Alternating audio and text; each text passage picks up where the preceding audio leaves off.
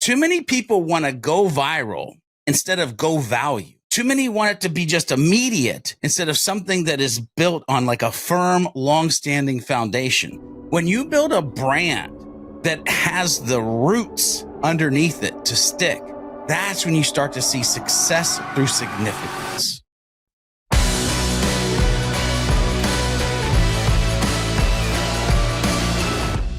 Welcome to Evolve Leadership, the arena where high-achieving leaders are challenged to redefine their limits.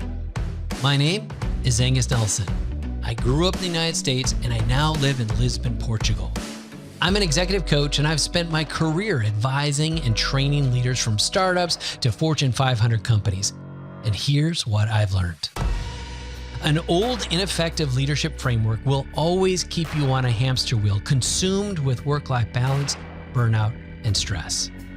Here on the show, each week we'll help you rethink the path to achievement. We'll help you discover new principles, new philosophies to the modern leader.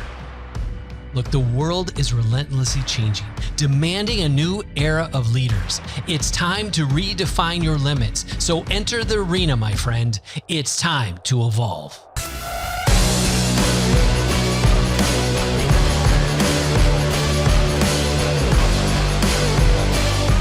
Well, welcome to the show today. I am extremely excited for you because on this show, we're going to be interviewing George B. Thomas, and he's one of our members of our mastermind with the Apex Mastermind, and he's going to share his story. For those of you who maybe are struggling at the company you're at, you're thinking about starting your own thing, you're going to hear his story of how he did that. You're going to hear about how he manages people. And becomes the leader that he needs to as his team exploded and grew. You're also going to hear about his story of where he came from nothing and built this thing and is standing back in awe. And it gets a little emotional because we were resonating together on some of the depths of some of the things we've experienced. And my belief is that you're going to hear some stuff that's going to inspire you today. So let me tell you a little bit more about this guy, George B. Thomas. He's the chief HubSpot helper at his company, George B. Thomas, LLC, and he helps companies streamline and grow by using HubSpot. All the tools, he knows all the things. He is a vault of valuable information, tactics, and strategies with a record-breaking 35 plus HubSpot Academy certifications. His true passion is about being a catalyst for growth and helping others to be inspired, educated, and willing to work hard to achieve unlimited success. So he is a helper on his YouTube channel, on his podcast. He also has his blog called the Tactical Thoughts Community Newsletter. And in his free time, he's a professional speaker, MC, husband, father, and friend. And I'm proud to call him one of my friends. So let's jump into this interview so you can feel George's energy. And I hope it makes it contagious for you today. Well, hello there, my happy, helpful, humble HubSpot hero. How are you today, George? Oh, Angus, I am doing great. I was doing great today, and then I got to get on this show, look at your face, and realize I am doing fantabulous. You know how many times I had, well, first of all, thank you for that compliment. And second of all, do you know how many times I had to practice the happy, helpful, humble bit? Before I got on this. Lot. The fun part is it rolls off my tongue because I've been saying it for almost 12 years now. Happy, helpful, humble human over and over and over again. Well, I made the HubSpot hero because I figured, I might as well brand you, for what you do. And on that note, first of all, great to get some time for us to chat.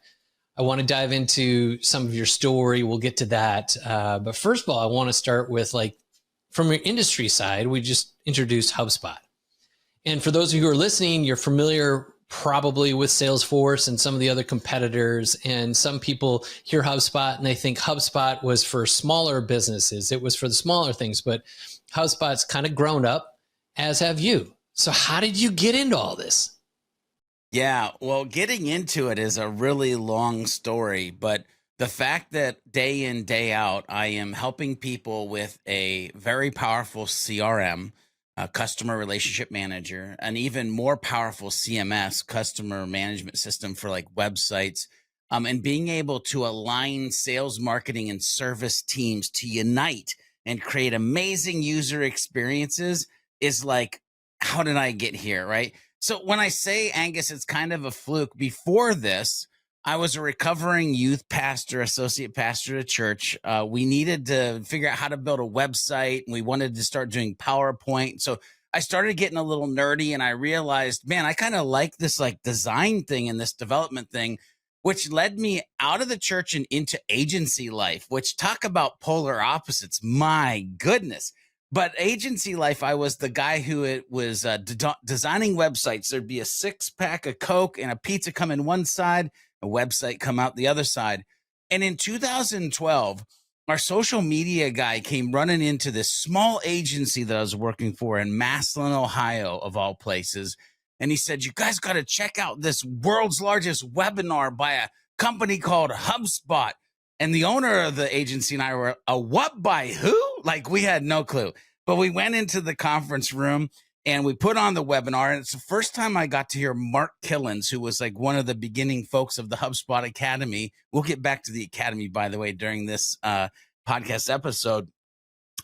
And John, our social media guy, his fingers are on fire. He's just like burning it up because they said at the beginning of the webinar, we're going to give away 10 free tickets to the top 5% of tweeters who use the hashtag world's largest webinar. Now, the owner and I were just sitting back, feet propped up, just watching the webinar, but John's fingers are on fire. Long story short, we win 2 tickets to Boston in 2012. The owner and I go. I hear HubSpot say, don't call me a customer, call me human. I heard Gary Vaynerchuk speak for the very first time in my life, and I was like, there's something here. I want to be part of this. And more than that, I said, I want to do that, meaning I want to be on the stage. I want to educate people. I want to be part of this, what felt like a movement in 2012. And so we came back. We got HubSpot for the agency. 1 certification became 2, became 3, became 6. And then all of a sudden, and I'll pause after this to see where you want to go with it. All of a sudden, I got a phone call from a man named Marcus Sheridan who said, hey, I think you might have some talents that I could use at my company. And this is the beginning. And since then, now you've got like 432 certifications or somewhere close to that. I don't know, where are you at, 30 something? Something crazy. 42, the most I've ever had, because we have to research and stuff like that. I've had 42 HubSpot certifications. I'm a HubSpot accredited trainer, and I've even done HubSpot onboardings for HubSpot themselves for 2 years. All right, so back to the story. Now you're working with Marcus Sheridan. My assumption, and I actually know part of the story, he said, do you want to come work with me? You said yes. And then you went on to work with him for the last many years. And then there were some other changes too. Like, catch us up in the speed. Like, you went from small agency, nobody, to now getting on stages, working with Marcus Sheridan, who's also on stages and kind of a very known quantity. And what happened? Yeah. So listen, podcast listeners, evolve leadership folks. Here's the deal. You're about to hear some very important pieces of how this just normal guy went from an inbound zero to an inbound hero in what I would call actually a very short time frame if you think about life in general, right? And so, by the way, when Marcus called, I thought I was being punked. I was like, nah, who is this really, right? But I end up getting a job for him.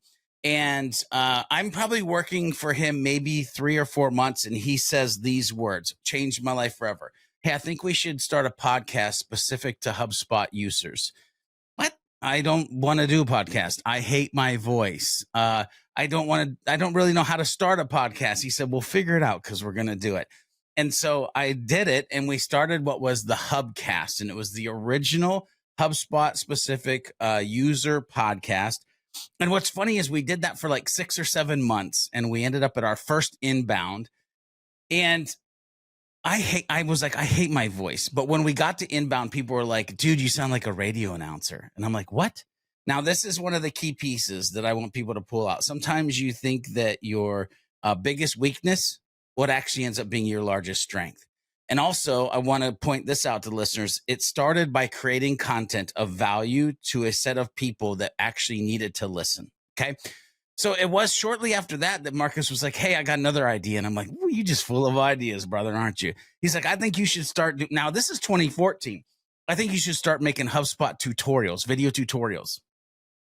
This was before everybody started saying that it was the year of video, which, by the way, was 2018, 2019, 2020. So in 2014, we start making video tutorials and we start growing a YouTube channel. And all of a sudden, between the podcast and the video tutorials, there was this interesting thing that started to happen where there was a personal brand, George B. Thomas, being built inside of the Sales Line agency.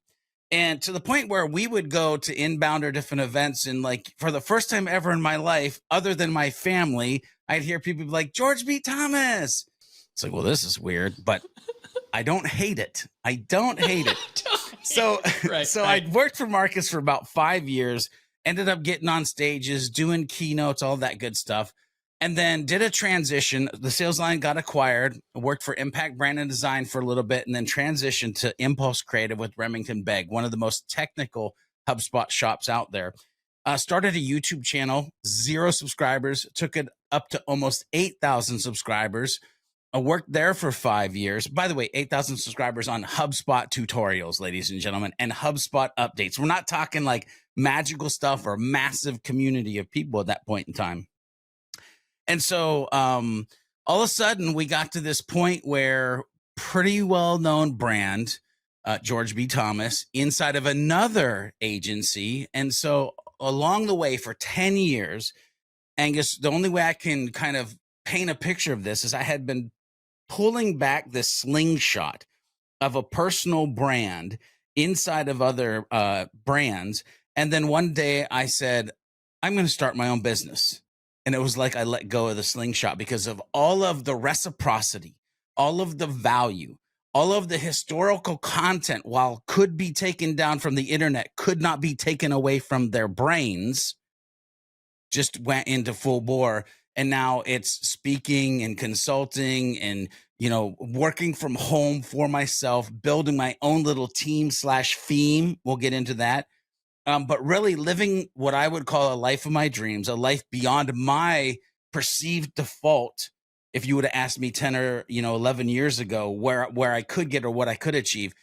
And here's the thing. I want everybody to know that it was nothing extraordinary. Like it was one podcast at a time.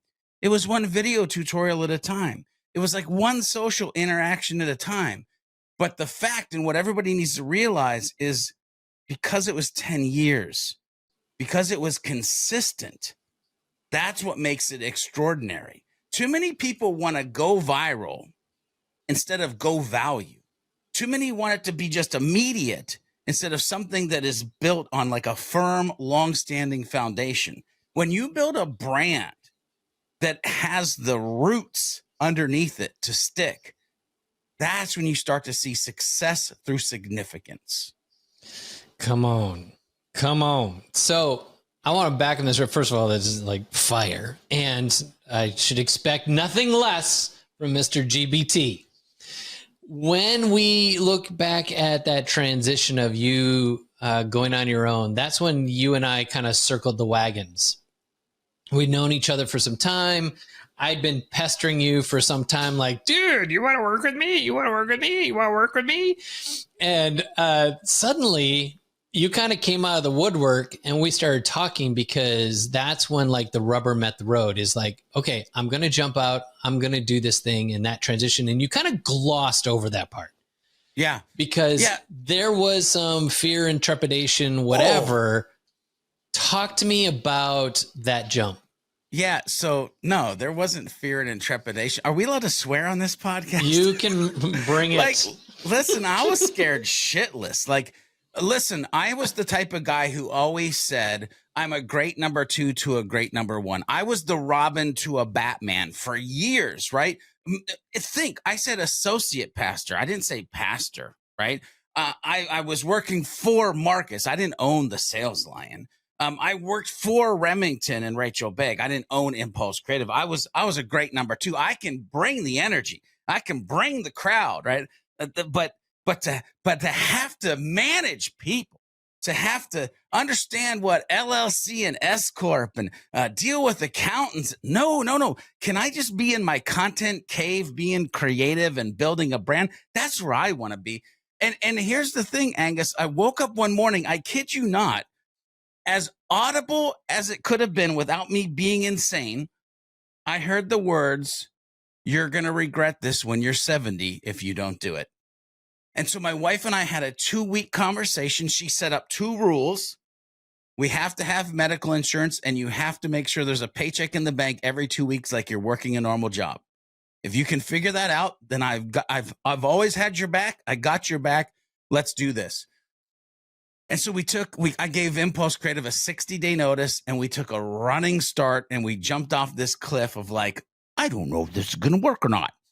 And it worked. And it has continued to work in big ways. And I say this humbly, like, I thought that I would be by myself and eke out an existence and almost feel like I retired because I could just pick who I wanted to work with and make some money.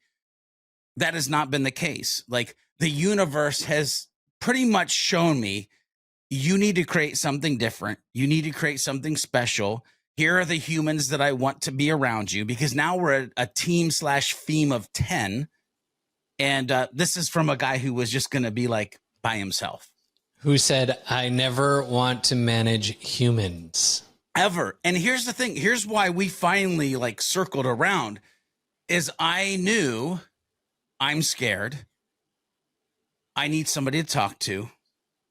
I need a group of people that I can bring what felt like at that point was going to be like a whole bunch of like piles of ish and wonder and like confusion, and have somebody to bounce like these ideas off of and these feelings off of. And so I was like, I got to get involved with Angus and the crew. And from that, I think there's a couple things that I want to kind of dive into. You know, welcome aboard. Like, you were such a breath of fresh air to this group in many ways, as everybody is. They bring in their nuance, their energy, their verve, their ish, all of it, right? So we've got this incredible guys within our Apex community. This is awesome. And in that, you're being nurtured yourself personally, right? With this incredible group of vulnerable and open leaders. And then second of all, you're nurturing both your new team that you're developing, some of which are family members, which creates a whole nother dynamic. And then furthermore, you're nurturing all these new clients that when you were working for somebody else, there's a different kind of attachment than when your bread is being buttered by these people staying or going. Right. And now you have to nurture them, and your level of urgency, your level of care elevates. And so then the third piece, and this is this other cool way of nurturing, is you're also helping these clients nurture their clients. So dive into this conversation around nurture for me. Yeah, I love this conversation because it's actually always been near and dear to my heart, and I just don't think I ever realized it. Because when you use the word nurture, I'll give a combination word to that is community. A combination word to that is family.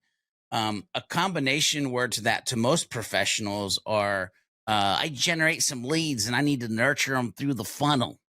And so, like, if you think back to my story, what I loved about HubSpot was they were saying, don't call me customer, call me human. And there's a running joke on our Hub Heroes podcast, by the way. I literally have a sound effect when I say the word humans, because for me, it's all about the humans. It's all about nurturing the humans. It's all about educating the humans. It's all about adding value to the humans. It's figuring out what hurdles do the humans have, what aspirations are they trying to achieve, and how do we diminish the gap in between those two things?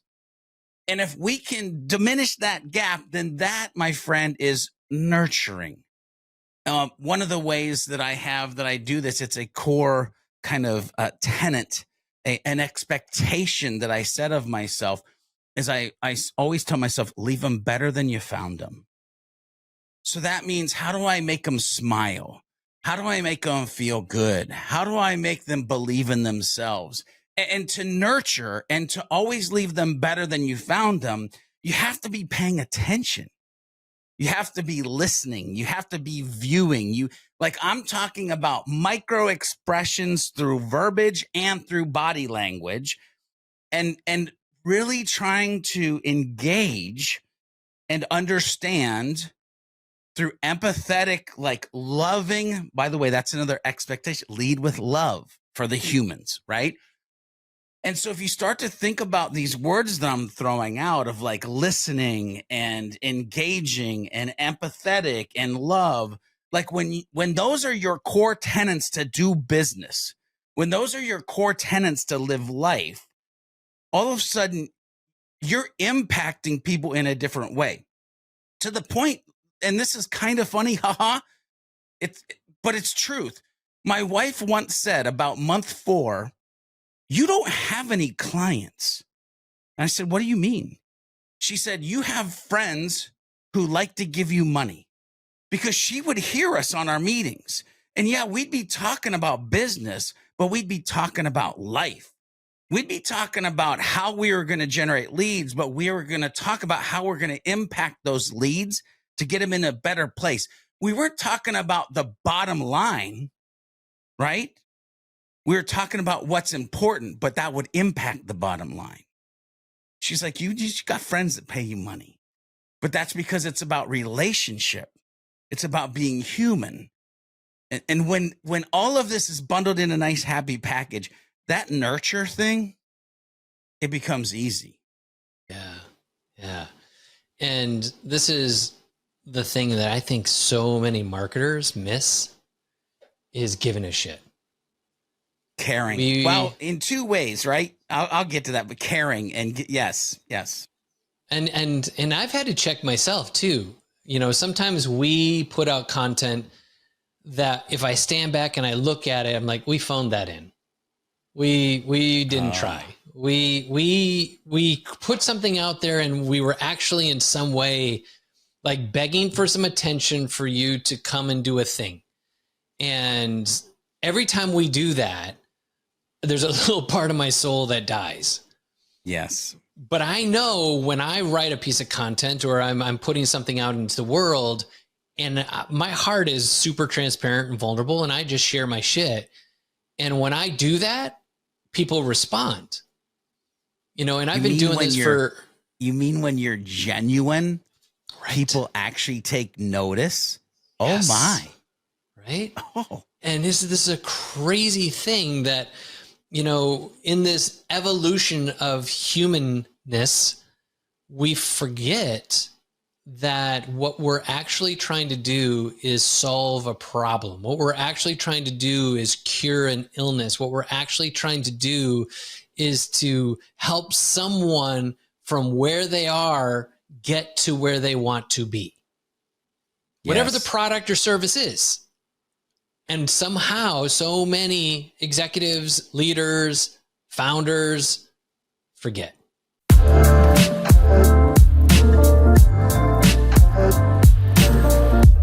Let me just pause for a second to say this. There is one trait that you will find in every successful leader, no matter their industry, no matter their role.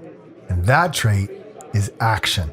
And we want to inspire ambitious leaders like you to bet on yourself and take action on those audacious goals that you see in your heart. That's why we created our 90-day accelerator.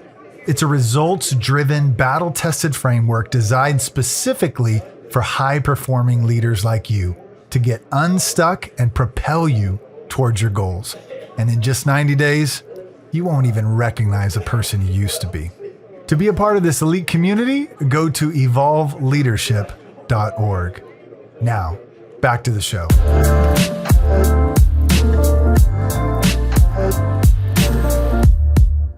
Well, it's easy. right? Life gets busy. You grow a team. All of a sudden, you start to have conversations that you didn't expect that you're going to have. I'll give you an example of this. 3 days ago, I looked at my team, virtual meeting, by the way, and I said, hey, just so everybody knows, the beginning of next year, we're going to start time tracking. Because until this point, we didn't have to time track. I hate time tracking. But I said, starting next year, we're going to have to time track. And one of the employees was like, what you talking about, Willis? Now that's for the old people in the room that will maybe actually get that reference. But he was like, and so I had to pause and I go, hang on. Because I know that you know agency life. And I know you've heard this before. And I know the narrative that you heard this around before is because some agency owner was trying to squeeze 70% utilization rate out of you so that they could be more optimized, be more profitable, and buy more cars and toys and stuff. And it would make you mad as an employee. I get that. That's not where I'm coming from. I need to know how much to bill the clients to give you the space to be creative, to build something better than anybody else will build. So I'm not tracking your time because of you. I'm tracking the time so I can give the best to others. And immediately you saw lights ding, ding, ding, ding, ding, ding, go off to the entire team like, oh, yeah, that makes sense. But see, it's because paying attention to the micros, the way that they move, the facial expressions, realizing how you have to tell the story of why you're truly cast the vision of where you're going, why you're doing it. And so many leaders, it's just like, here's my agenda. Let me run through my agenda so I can get back to my office and drink my coffee and clock out for the day. Because by the way, I'm a leader, but I'm still not an owner. And then we get lost in the weeds. Yeah.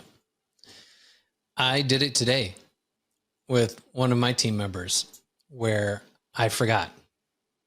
I wanted something done when I woke up this morning and it wasn't done. He said he was going to work on it. And I just assumed that's it. I'll wake up in the morning and it's done. He had some stuff happen in his life. Good stuff, by the way, really, really good stuff. And he put it off until today, another day later. And so I get on Slack and I'm like, hey, where's that thing about that thing? He's like, well, I didn't realize it was urgent. I didn't realize you needed it done. I'm like, but you said you were working on it. He's like, well, yeah, I said I was going to get to it, but I was reprioritize it because of this other thing that entered in my life. And I don't want to be the micromanager. That's not my leadership style at all. And people can do what they want to do with their time. I don't care how you use your time. I just want to see you produce whatever it is that you're assigned. And suddenly I'm drilling him down for an expectation of something I didn't clarify. And so he came back at me and said, you didn't say this was urgent and you didn't say when you needed this done. And I was like, ouch. Yeah. You're right. You're bumping into, you're bumping into one of my, and by the way, I've used this word a couple times, expectations. Like listeners, if you're listening to this, do you know what you expect from yourself? Because for a lot of my years, I didn't. But when I started to figure out, here's what I expect out of myself, it's like the code to living life at this point. And Angus, it's funny because one of the expectations is to have zero expectations of others. And one of the things when I get in scenarios like that, because I've had my daughter, who's part of my theme, ask me, hey, they didn't get it to you when they said they'd get it to you. Why are you not frustrated? Like, I'm frustrated. Why are you not frustrated? And I'm like, listen, it'll come when it's supposed to come. Like, I'm not in control. I have ideas. They'll get here. And yes, don't get me wrong. There's client timelines. It have to be client timelines when you're in an agency. But there is, and people will know this, right? But Bruce Lee is like, empty your mind, be formless, shapeless, like water. If you put water into a cup, it becomes the cup. You put water into a bottle, it becomes the water. Like, I want to be the water. I don't want to be the wall.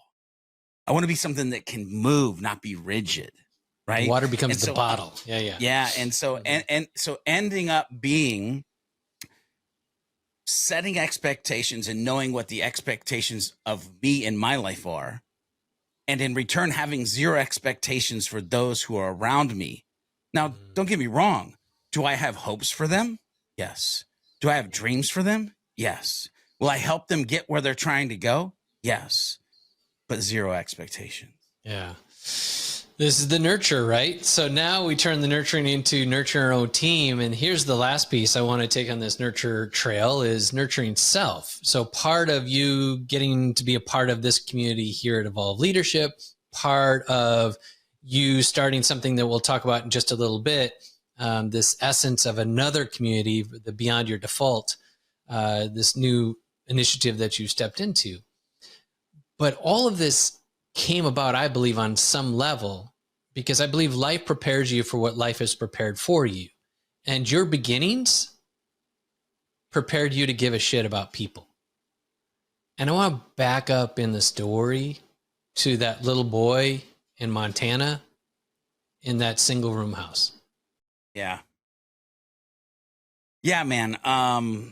Listen, I'll go there, but I love the thing that you said about life preparing you. I don't know if there's many other humans out there that can say, went from a bouncer at a bar to a pastor at a church. Like, I don't know if people have done that. I don't know if there's too many people that can say that when they were 3 years old, they lived in Lincoln, Montana in a one-room log cabin, no running water, bathing in the stream. I don't know if there's a lot of people out there that are still pre-internet that rode a pony to a one-room schoolhouse in Spring Hill, Montana. I don't know if there's a lot of people by 17 had been told they would never amount to anything and were a high school dropout. I don't know if there's many people out there that at 17 and a half joined the Navy. 89 people joined our boot camp. 29 of us graduated. I don't know if there's many people out there that started breaking out in hives and got honorable discharge because they couldn't figure out what was going on. I just don't know if there's many people out there that have been given the gift of my life, the hurdles, the hustles, the hills, the valleys, all of the things that have turned me into who I am. And that's why I can say the things I can say. That's why I believe the things that I believe, is that I have been being prepared for the entire journey to be exactly where I'm at, doing exactly what I'm doing. And when you understand that and you take that historical reflection and realize that it's not going to be any different on the other side, then fear and anxiety and stress, while they're still there, are not as maximum forces as most humans have to deal with, because you realize you're on a journey. You're going to get to the final destination. You have some choices to make, the pivots and transitions to get you there. But if you build the core philosophies and principles, and here's the thing, Angus, the reason that I am so hell-bent on nurturing, the reason I'm so hell-bent on helping people grow, is that for most of my life, I was what you would call, well, we'll call it broke. Like, we just didn't have financial success. You know, you were broker than broke. You were broke ass. Listen, brother, when I joke about government rice and cheese, I'm not joking. So all my life, or most of my young adult life and even young childhood life, I was like, man, I don't want to hand out. I just want to hand up. Like, can I get a hand up somewhere? HubSpot was that hand up. Marcus Sheridan was that hand up. Working at Impulse Creative and learning the things that I learned was that hand up. So why am I nurturing as many humans as possible? Because I just want to give them a hand up. I just want to help them get out of what's got them stuck. Help them get to the place that they belong. Help them believe in their self and their own magical journey. Like, that's what I'm doing here. It's masquerading as marketing, but it's actually mentorship. It's masquerading as education, but it's actually preaching. And that brings me to, come on. Let me pull it together here a second. I might need a minute too, brother. Because this is the thing as leaders that we forget, is that we're in a position to lead, meaning it is our job to help people up. It is to help them be more successful. It is to help them get that next role, that next job, that next promotion, that next raise. It is not our job to be critical and tearing them down and telling them why they're not this and why they're not that. Our job as leaders is a position of power to bring increase to those around us, to come from this place of abundance, source, supply, overflow, and we pour that into the people around us. And if we can't take the hit, if we can't take those challenges, it's an opportunity for us to get stronger. It was Jim Rohn that said, don't pray that life would be easier. Pray that you would get stronger. Yes. And what if every challenge we face, right? Yeah, there's a quote I stronger. love. Yeah, Angus, there's a quote I love. Sorry to dive in there, but you totally made me think of, and it's been really impactful for me. It's, if you do what is easy in life, life will be hard. But if you do what's hard in life, life will be easy. Come on. And see, what's funny about that is, like, it's easy to say, I'm going to embrace the hard things in life so that they'll get easier. And that's literally what we're doing right now. We're embracing the hard things. We're tackling the hard things, which, by the way, if you think about that quote, if you do what is easy in life, life will be hard. If you do what's hard in life, it'll be easy. That sure sounds like the narrow path to me. The narrow path is hard to find. It's hard to journey. There's going to be fewer people on it. But that's the place to be. Like, that's the road to success. That's the road to your future, is like through that hard, narrow path that you need to go through. And the other thing, Angus, when you talked about leadership, I get all excited because too many people, when you hear the word leadership, you think you have to be in the front. And I'm going to tell you right now, the truest of leaders is always in the back. Because if you're in the front looking back at your team, how can you be looking forward and have vision to where you're going? Yeah. But if you're behind your team, now you can see what's coming. And you can help them go the right direction to miss the missiles. Head them in the right direction to get the victories. So you started a side hustle in and amongst starting a new business. Yeah. And said, let me take this little spark. Let me blow on it. Let me, kind of see what I can do to get this flame going. And you created Beyond Your Default. Yeah. I listened to one of your shows as I was coming back from the States in the plane. And my heart resonated with the fact that the whole reason why we do what we do is so that people don't live by default. They don't settle for their lot. Today, I was conversing with an old friend who's been at a job for 10 years, and he was getting to the end of the year. And I was like, hey, are you ready for, some vacation time, some time to relax now and take the foot off the gas? And he's like, oh, no, I got, my colleagues are stepping out. My management's doing this and this. So I actually have a push till the end of the year. I'm like, well, why is that? He's like, well, I just have some perspectives of this, and then he went on to explain all this stuff. And I was like, that's abuse, right? Because his leaders were dumping all this stuff on him. And his defense was, look, I'm loyal. I'm going to get it done. I'm like, loyalty is not a reason for enabling abuse. He's like, abuse is just part of life. I'm like, no, it is not. And I don't know who told you that. And I was like, bro, we need to jump on a call and chat, because whatever you've settled in your mind to think that this is normal, and this is what happens if we isolate ourselves from growth, so we won't do the hard things. We're going to try and keep easy. I don't want to rock the boat. Let me just, stay the path. And then we stay at this job for 3 years, 5 years, 7 years, 10 years. And then we're dead inside and we don't know how we got here. And it's by living in the default. in the default, in the stuck. It's so crazy. I love that you're bringing this this conversation of growth up, because in my journey, I realized that growth has come in the times of discomfort. My God, the God I serve, uses hammers and chisels to shape me into who I need to become, not toilet paper and tissue. And so the days that I try to stay in safety are the days that I know I'm not headed in the right direction. And so it's funny because this beyond your default, it's always been an idea. When I was playing the number 2 game, it's been an idea. I even tried to start it before, did like 3 episodes and then like punked out, like, nah, maybe not. And it's funny because when I turned like 52, I decided it was time to put my mentor hat on. It was time to put on my air quotes preacher hat on again. And it came out of actually what had been going on the past 10 years helping people with HubSpot.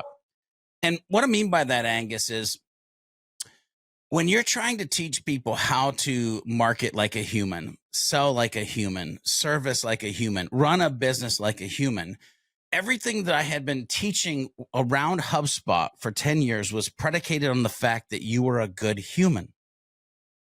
And I came to the realization that not everybody wants to be a good human. Not everybody has had the historical ability to be grown up to be a good human. And frankly, a lot of people don't even know what the hell that means. What do you mean a good human? That's so untangible. And so beyond your default, while it's a side hustle, it's a business out of me starting a business, which, by the way, my content strategist loves to joke with me now. Like, I'm afraid when you go to sleep because you might wake up and start a new business. This beyond your default is fully out of that 10 years of realizing, okay, I've been teaching people about HubSpot. I've been teaching humans how to use HubSpot, but maybe I just need to help humans be better humans. And that is what beyond your default is. It is the stories, the life that I've lived, the one room, schoolhouse. It's the one room log cabin. It's the being called nothing and that I'd never amount to anything and dropping out of school. It's, having 17 different jobs. It's, being in the ministry. It's being in the bar. It's almost dying 3 times, right? I just have a very unique story, and I would hate to get to the end of my road and be saddened by the fact that I didn't share the lessons learned. And so the podcast is actually a book that will be written 1 episode at a time. The newsletter is our way to dive even deeper in the conversations that we're having on the podcast. And we're just starting to build this community where if you feel stuck or you feel like you're a high performer, but I've always been destined for something, I just don't know what. You're a little confused by life. That these are the tribe. These are the people that I want to, as I get old and gray, have to pick up a cane. These are the people that I want to nurture. It's the up and comers, right? It's the young whippersnappers that don't know life before the internet. This is who I'm trying to be like, yo, I know it feels this way. I know it looks this way, but it doesn't have to, because you can live a life beyond your default. And I think there's some people who were before the internet generation who also need this message. George B. Thomas, dude, thanks for hanging out. Thanks for bringing all of you. Thanks for being you. Yes. Angus, thanks for the opportunity. It has been a joy sitting here, sharing, being passionate, watch you be passionate about me being passionate. I don't know how many people will get to watch this. If you're listening to it, I wish you could watch it. But it's been an amazing journey, brother. As we wrap up another episode of Evolve Leadership, thank you so much for taking time to invest in you. If there's to be any sustainable growth in your company or even in your relationships, you must grow first. And it's what I love to do for leaders, to help them grow, to to challenge their thinking, sharpen self-awareness, to instill an unshakable confidence, and ultimately, upgrade their sense of self. And we do this through our proprietary method called Agile EQ Plus, where we're leveraging agile leadership and emotional intelligence. We provide our signature training for individuals, and for businesses, we've designed a unique curriculum for company-wide learning and development. If you'd like to learn more about our training or to schedule a call, you can simply go to evolveleadership.org. And until next time, stay driven, keep climbing, and never stop evolving.